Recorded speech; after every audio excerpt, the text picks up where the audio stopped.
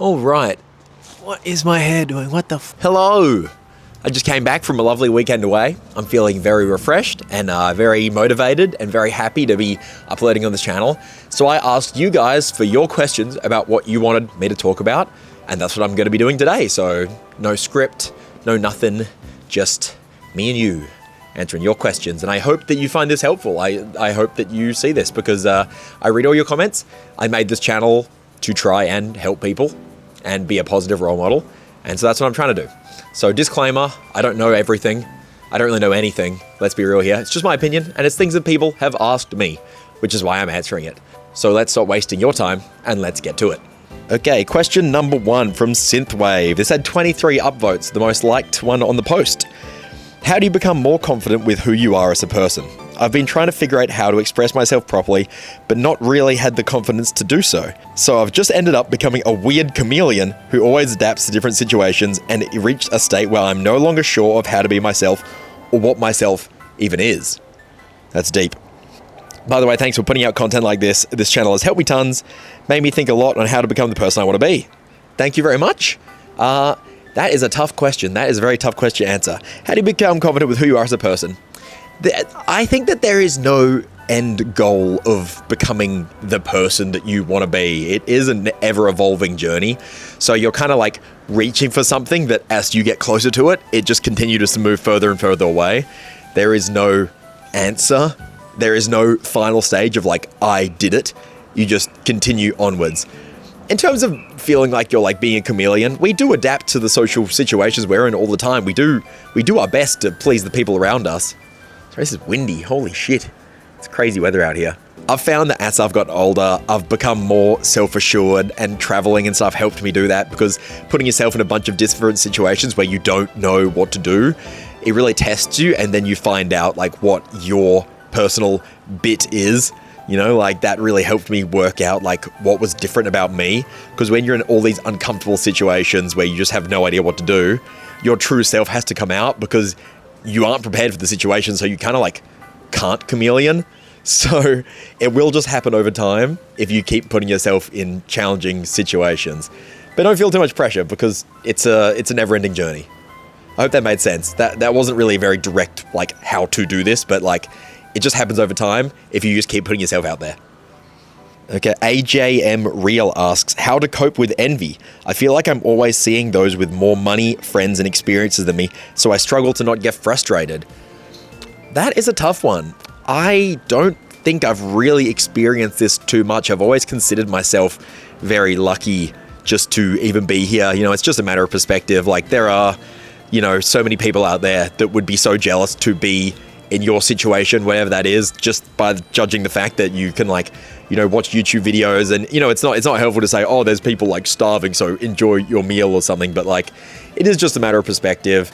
They say that comparison is what the thief of joy. They say that, right? And just remember that, like, if you're comparing yourselves to other people, you'll always just be a little bit disappointed, because what you're consuming by watching these other people is their curated version of themselves. And I think social media has made this way, way, way worse, where everyone just gets to present the best version of themselves that they get to edit. Like they get to show the certain bits of themselves, and you don't see the struggle that they go through. You don't see them on their bad days. You don't see any of that stuff. So just remember that when you're seeing your friends and you're getting envious, just remember that they have their own struggles that they will never tell you and you probably will never know. And yeah, so maybe they're actually envious of you in some ways. Who knows? So just try not to think of it that way. Just remember that like people have their own struggles. So maybe don't be so envious of them because you don't know what they're going through really. Asbjørn Ditlev, I really hope I got that right. I don't think I did. Asks, how to avoid having the same girl stuck in your head after 1 year plus where she just doesn't leave your, he said cautiousness, but I think you meant consciousness. That would make way more sense. Yeah, I don't really know what to say aside from just move on. Like, if it's been this long, you just gotta cut ties completely until you no longer think about them. Because if you are being reminded of them in any way, like, you know, popping up on like, you know, social media or like in friend groups and stuff like that, yeah, you'll keep thinking, and you're like your subconscious brain will just keep holding on hope and stuff. Like you just need to remove. I need to take off this jacket. I've been wearing this jacket in like every video recently because it's goddamn cold. I only have one good jacket.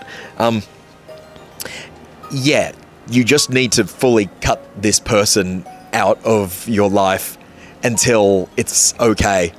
It might be brutal because maybe you're still friends and you're still holding on to hope and you're just like, I don't know, maybe we'll keep doing that. Because that's something I used to do when I was a lot younger, was like, you know, classic friend zoned type material. I was like, maybe if I just keep being their friend for long enough, they'll eventually like me romantically.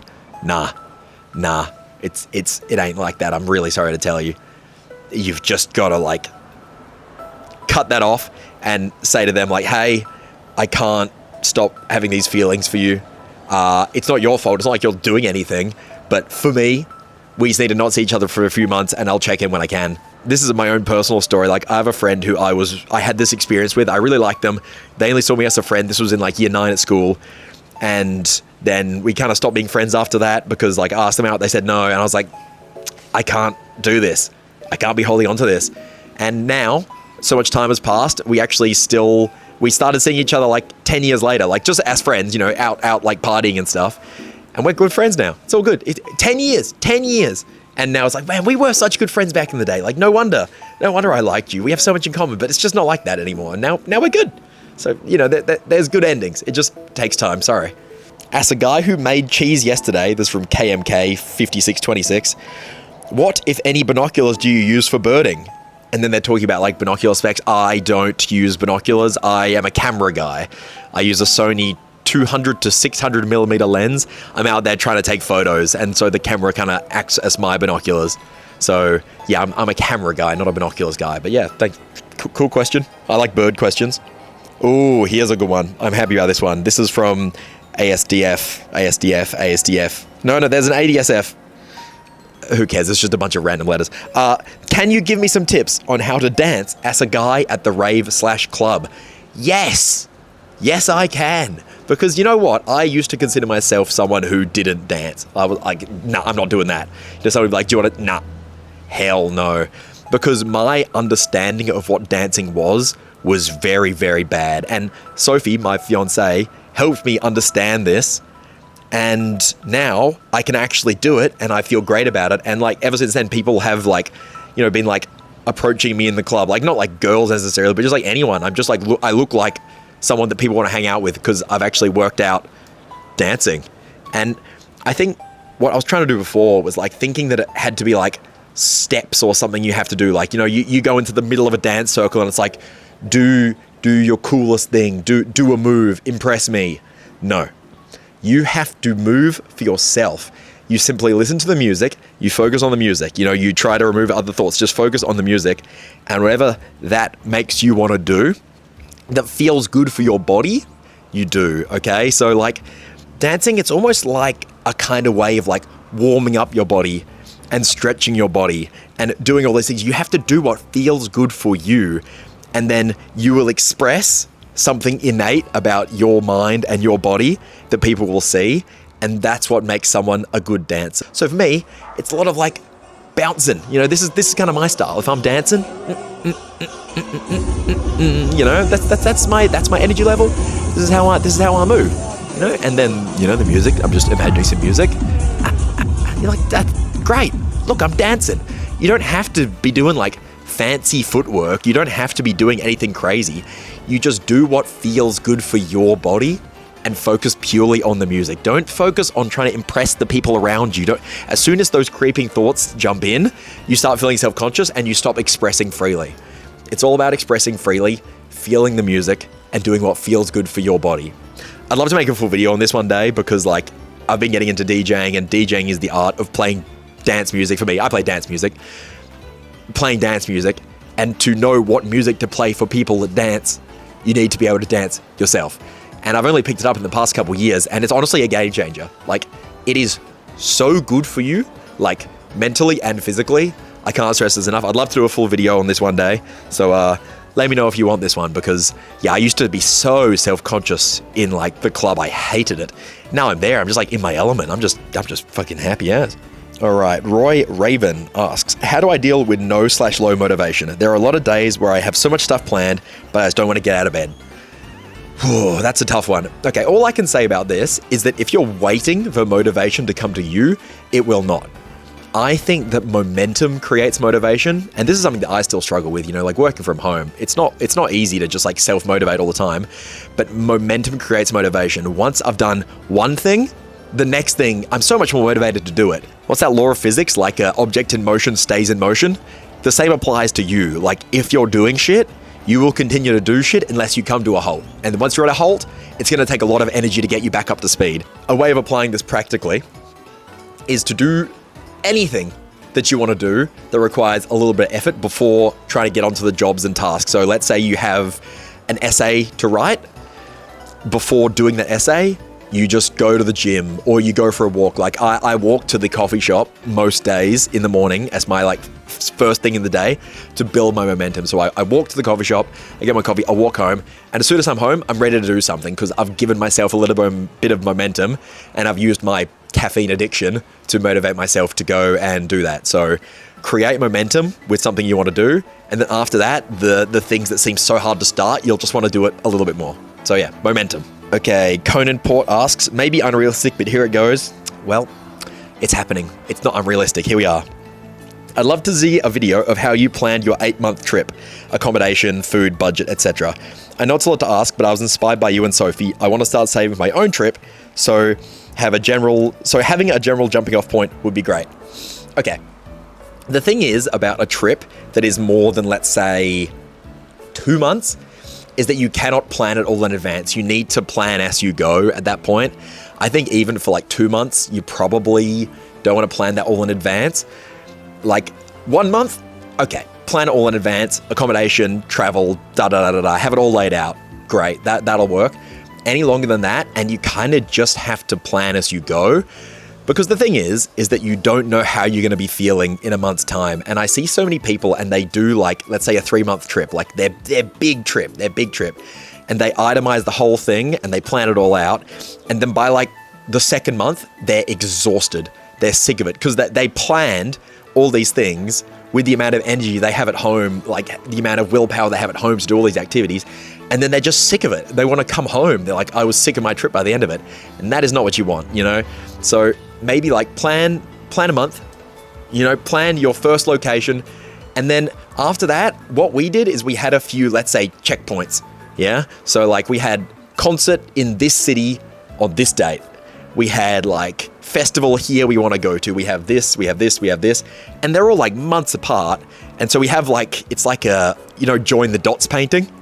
So we've got a few dots, and now it's up to us to join it in whichever way it makes sense with how we feel, because you're going to meet people while you're traveling. You're going to meet a random person at a hostel, and they'll say, hey, I'm going to this city for this thing, and it's something you'd never even heard of, something you'd never even considered even Googling or looking up. I'm going to this thing. Do you want to come?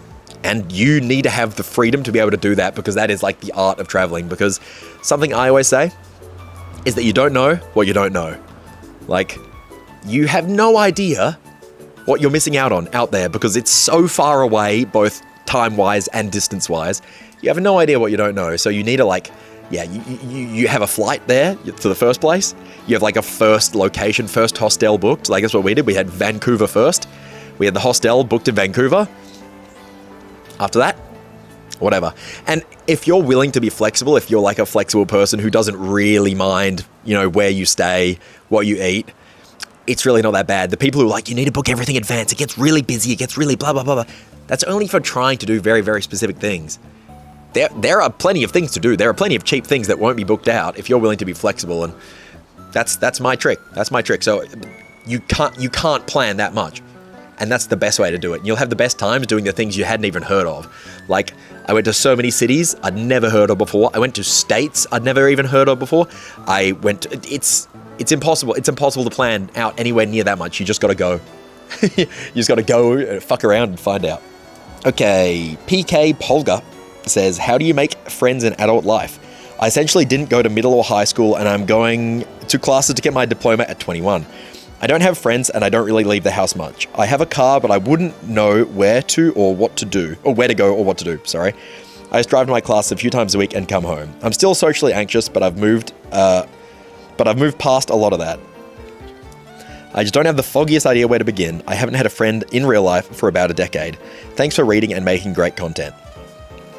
You're welcome.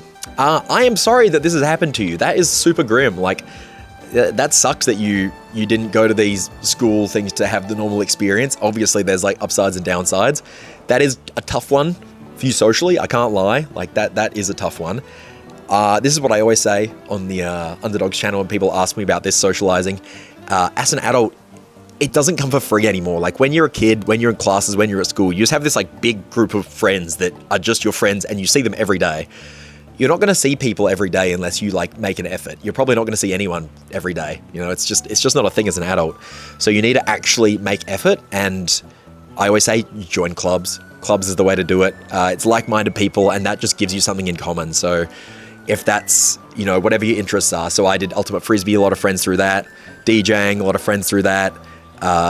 You know, all sorts of stuff like that. Video games, friends through that. Anime club. I know a lot of people like in my audience through the video game stuff. It's like the gaming anime sphere. Join clubs, join all that kind of stuff. Social sports a great way to do it. Just what are your interests? Go and search up, like, you know, I could look up local birding Perth, like people who like birds, like me, and we'd probably get along great. We have something to talk about immediately. Great. And then after that, you actually have to like actively be like, I think we're going to be friends. As much as it sucks to like swallow you in your pride, it's like, you know what? I think we are actually friends. As an adult, it's so weird to do because you're not used to doing it. Because when you're a kid, it kind of just happens. You're just like, yeah, we're all in the same class together. We hang out at lunch. Yeah, well, obviously we're friends.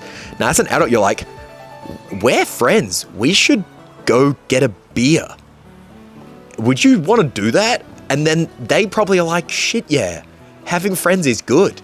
Yes, like you need to, it's kind of awkward, but it's cool. And then someone who actually follows through and does those things, good person. So find like-minded people through clubs and then ask them on a friend date. Don't call it a friend date or they might get scared. How to make days more interesting. I think a lot of people, including myself, find themselves doing the same thing every day.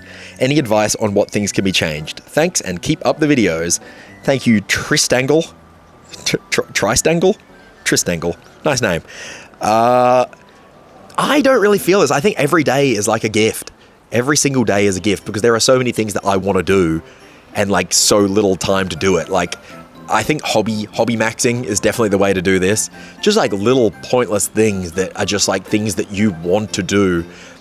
It'll just kind of motivate you. Like, you know, I've shown the Flow Star, spinning the Flow Star around.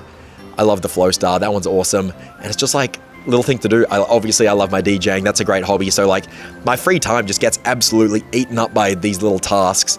And yeah, just get some hobbies that you love. And I don't think you'll be bored. And just if you're finding that you're not loving the hobby anymore, try something else. Just keep trying new shit. Sorry, next one is from Defender M65. How do you know if you've truly found your calling, or at least cope with the fact you may never find it and just live a life with a third of the day spent on sleep and a third spent with unfulfilling work? That is a tough one. I think that you're asking a lot to find your calling, because like, I mean, I personally don't really believe in like a greater power or like fate or anything. So like, do we have a calling?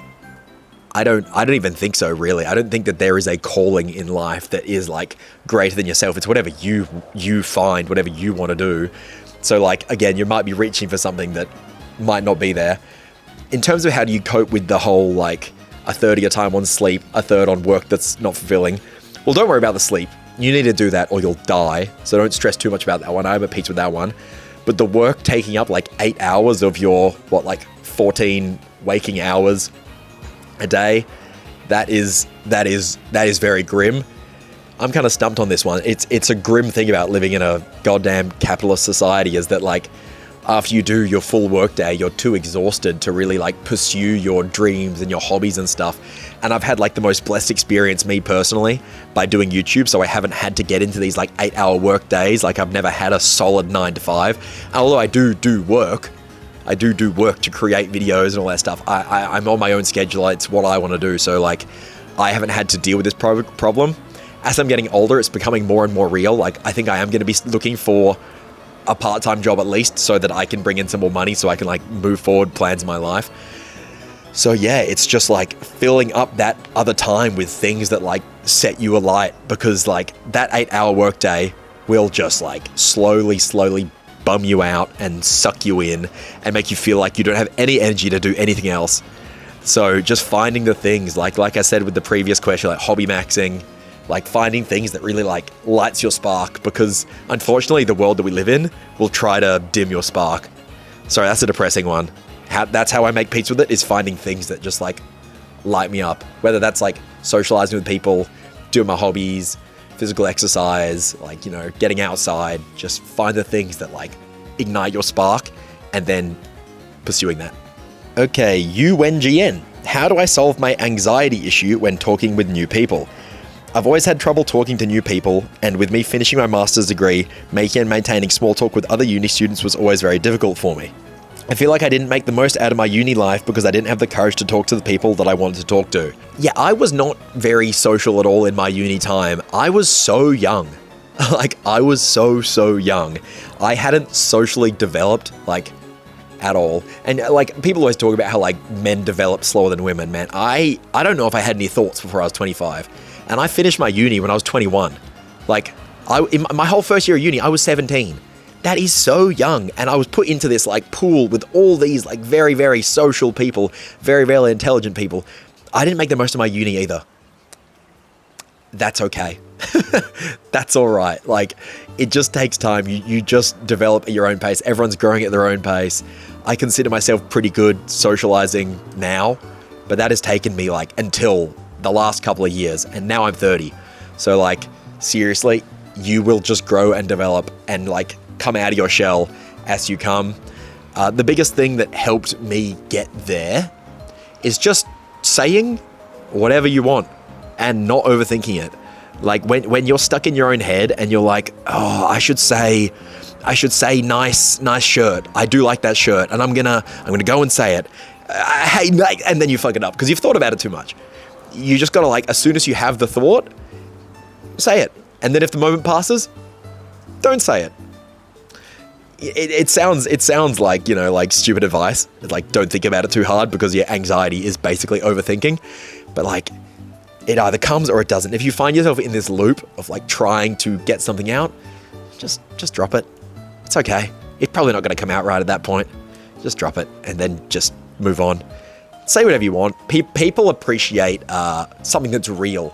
So when you say something, even if it's not necessarily the most like socially perfect thing, if it's real, if it's you, they're probably going to like that. And if they don't like that, they don't like you. So what's the point of even trying to interact properly? Like, they were never going to like you. If you just express your true self and they don't like it, they were never going to like you.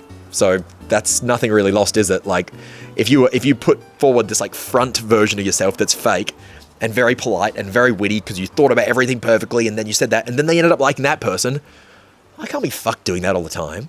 Like, what's the point? What's the point? Just be yourself.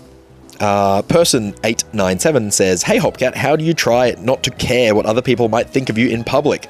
In your 20s video, you mentioned nobody cares what you do. And it's true, but whenever I'm out in public, I have a bad habit of assuming people are judging me for things that aren't instantly explanatory, or simple things like sweating. And I wondered whether you dealt with something similar, or how you overcome assuming people care about what you do." Thanks. I think I overcame this to some degree by just doing YouTube in general. Like, you've seen some of the videos on the Underdogs channel, Fear Pong. Like, that shit is so embarrassing. Like, there are videos on the internet with 100,000 views plus of me having like whipped cream sprayed onto my nipples. And I assume that you guys still think I'm pretty cool. Like, yes, is that super embarrassing? Do you think less of me because of that? No. So like, just remember, if you're finding something embarrassing, that doesn't make people necessarily think less of you. A lot of the time, it gets admiration from others because you are being brave to do the things that maybe they wish they did. So like, yeah, I think it just kind of happened to me by being in the public eye, and then I had to kind of get over that. Because even right now, I'm just talking in my backyard of my house, and like, the neighbors can probably hear me, my housemates can probably hear me, but they probably respect the fact that I'm just making a video. People want to make videos. Like, who cares? People are jealous. And am I a bit embarrassed by this? I guess so. But like, I know it's for the best. Okay, this is a bit of a grim one, so here we go. The fake Akira. Literally grim. How to deal with death. Recently, my grandmother passed away, and my dad has had 2 near-death experiences and is bedridden for the time being. He is 75, so not unexpected, but still sad. I've talked to family about it already, so don't worry about me. I would still like to hear your thoughts, though. Okay, I'm not worried about you. I'm sure you're doing fine. But here's my thoughts on that. So I personally hadn't really dealt with a lot of death in my life until I was a little bit older. Like, I hadn't really had anyone in my family or close circles die till I was at least 20. And then like I've got no remaining grandparents. My grandparents have all died since then. And I remember like when my grandmother passed away, and like this was my only grandparent who lived in my city, the only grandparent that I really had growing up. And when I found out she died, I actually just like, I wasn't even that sad that day. And I thought that was really, really strange. And I was feeling guilty about not feeling more sad. But it was just because my mind was not trained. I didn't know how to process information. Like, I'd never been through this before. So how am I going to be good at grief? I have no practice with grief. You know, like we live in a world where like we're sheltered from so many of these things. So like I never really felt serious grief like this before. So it was a new experience for me. And then it took like at least a week or two when I was like, for the funeral, I was tasked with making the slideshow of like pictures from her life. And like there was pictures of my dad, so her son, like my dad and her like out on trips in like my country and stuff, and like of her house as they were growing up. And then all the feelings hit me, like then all the sadness hit me, and then I had like a little cry while I was making this. And it's just like, you gotta understand that you will experience grief in your own way. There is no correct way to experience grief, and it will come for you when you are not expecting it, because you don't have practice. This is, I hope you don't have a lot of practice.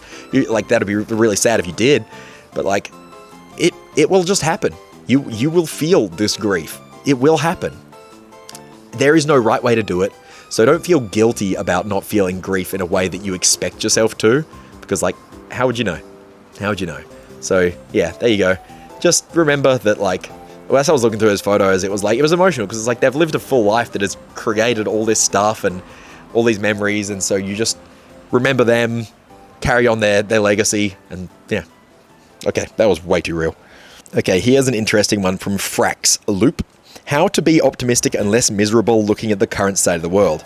I study environmental resource management, and due to climate change being a highly political topic, I spend a lot of my day being mad at the world. Of course, I could reduce social media time, which would probably help a bit, but I don't want to do that since I think that not being well informed in these times is dangerous. I want to keep fighting against corruption, war, and genocide, but it's really affecting my mental health and personal life. Well, I think you've nailed it on the head there. You can just stop looking. And I know that it feels like a socially irresponsible thing for you to do, to like basically shield yourself.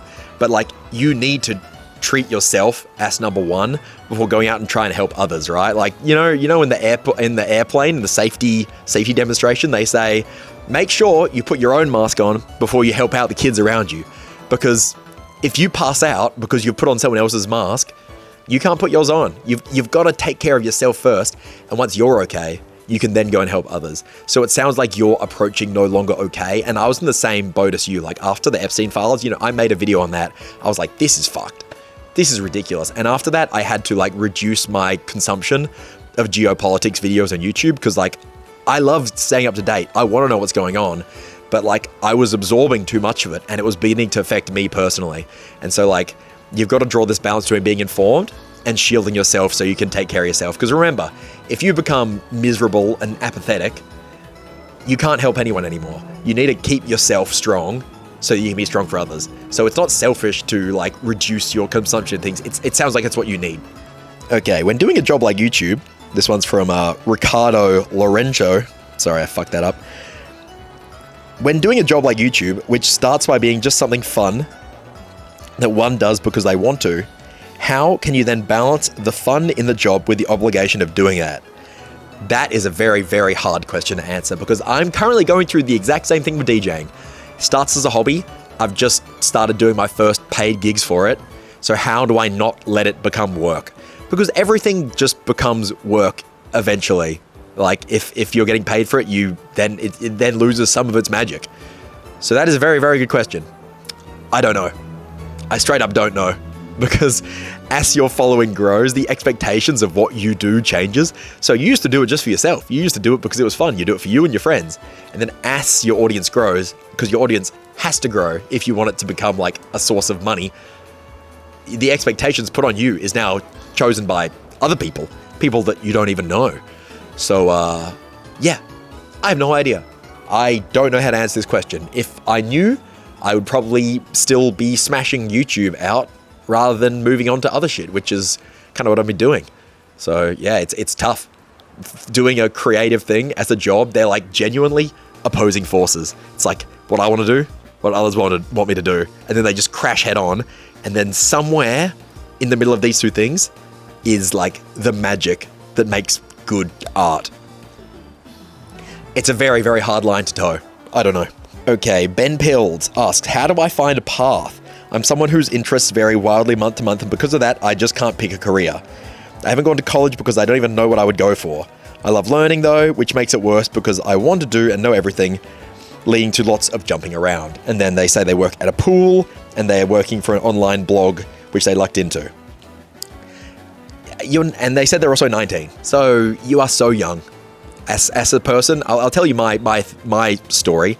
I did school, I did uni, and I didn't know what I wanted to do, so I just did zoology because I thought it was interesting. I was good at science. Finished that, no job in zoology. Started trampoline coaching because I thought that would be fun at 22. Did that to 25.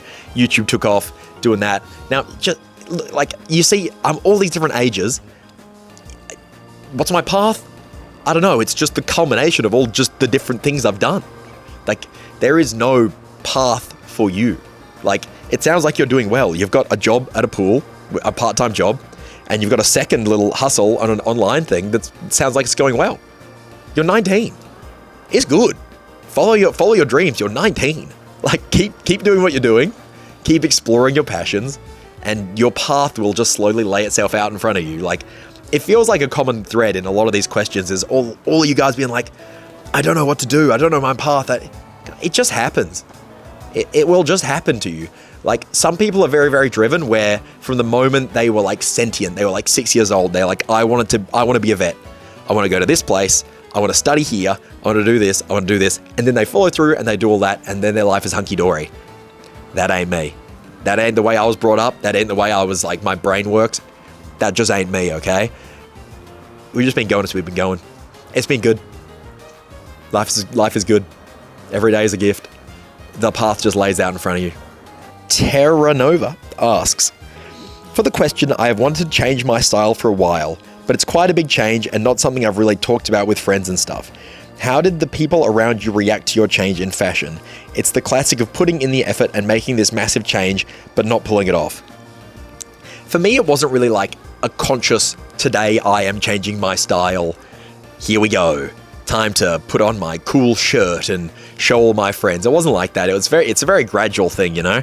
It's not like you shouldn't really just be like waking up one day and be like, okay, today I am a skater. Okay, next week we're going to be going surfer. And then after that, we're going old money aesthetic. Like, just wear pieces that you like. It's a gradual thing. Like, I think on Friday I'm getting a crazy haircut. We'll see how that goes. And it will just complement my slow changes in style over time. Like, it's a gradual thing. So you don't have to worry so much about like putting in a whole bunch of effort and then not pulling it off. If you're not like, ta-da, look at me, ta-da. Like, I just had a different haircut one day.